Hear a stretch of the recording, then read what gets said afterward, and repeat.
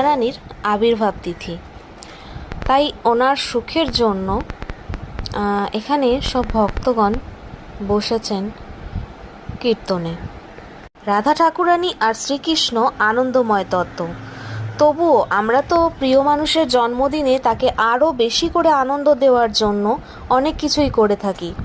আর তাই সব ভক্তগণ এখানে এসে বসেছেন আনন্দ সহকারে, কেউ বা নৃত্য পরিবেশন করছেন, মহারাজ কীর্তন করছেন, শুরু হয়ে গেছে আরতি। ঘড়ি বলছে এখন সময় ঠিক 12:30, আর এই আরতির পরেই শুরু হবে সাধুসঙ্গে পরিক্রমা। শুরু হয়ে গেছে।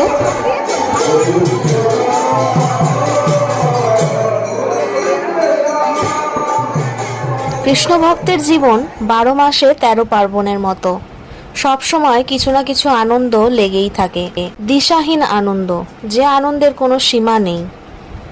আর এই আনন্দ পাওয়া যায় একমাত্র গুরু বৈষ্ণবের থেকে।